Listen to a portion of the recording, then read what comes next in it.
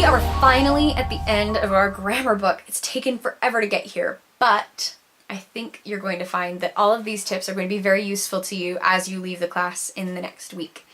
Now, this last little section that you read, most of their revision tips are actually editing tips because they're quick little things that you can do, like checking your spelling to make sure that the last little corners of your work are cleaned up. I want to talk with you about some revision tips. Revising is a very difficult skill to learn and one that takes a lot of focus. Most people, I think, go through their first draft and then check it for spelling really quickly and then turn it in and call that their second draft. But for a real writer, for somebody who's actually trying to improve their writing, revision is a much bigger process. So here are some tips I have for you on how you can take your writing from first draft clumsy laziness into something that's much more polished and refined. One thing that I suggest, that I've been suggesting to you all year, is that you read your work out loud to yourself. This is a really good way for you to get the feel of the personality and tone of your writing. I read my work out loud to myself all the time. And the extra added bonus with reading your work out loud is it helps you find places where words are missing or where things are misspelled because you're forced to actually look at your writing word for word. Another thing that you can do is the same thing, only in reverse. Have somebody read your writing to you. It always helps to have somebody else who hasn't looked at your writing especially to read your work to you, because then you hear it through the voice of somebody else and it allows you to pay more attention to the overall effect that your writing has. So those are both good things to do.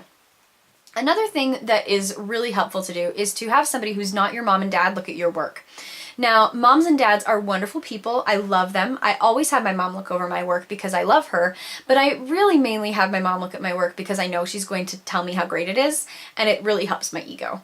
If you want actual, real, honest feedback, it's a really good idea to find somebody that you know will be real and honest with you that's not your parents. Your parents will probably be honest with you, but they're probably also going to just think that anything you do is wonderful, and it's probably a good idea for you to get more than one opinion. So my suggestion is that while it's okay for you to have your mom and dad look over your work, that you find somebody else. Have a neighbor look over it. Have an old teacher look over it. Have me look over it. Have a friend look over it. Have somebody you go to church with look over it. But have them look over your work and then offer you some real specific feedback. And if they're not very good at giving you feedback, ask them questions.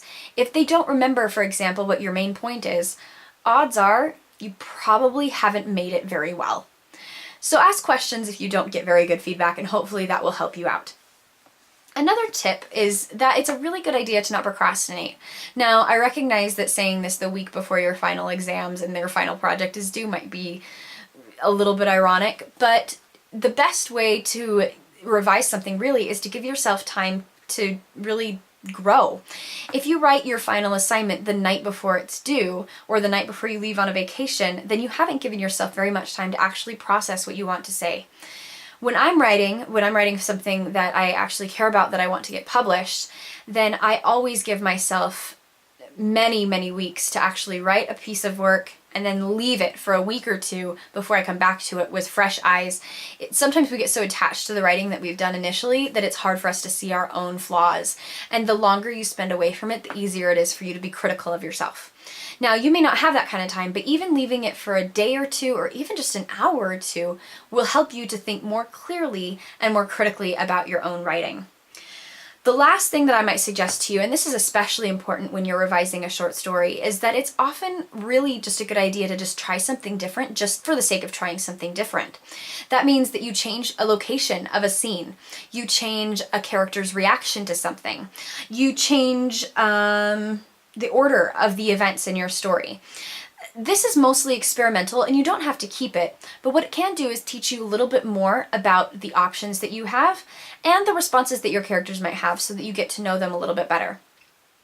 Now, all of these tips, remember, are revision for very polished writing. This is the kind of stuff that you're going to spend an entire semester on, as opposed to the writing that you would do, say, for an essay exam that you're going to take next week, which doesn't have to be this polished or revised. That's the time when you would go over it and check for spelling and before you turn it in, but you're writing it very quickly. You only have a week to write it anyway. So don't stress about using these tips next week on your final exam, but do stress about using these on your final story assignment, which is also due next week. It has been an absolute pleasure taking you through grammar this year. If you have any questions, remember that you can always ask me and I'd be happy to give you my advice. Good luck preparing for your final exam.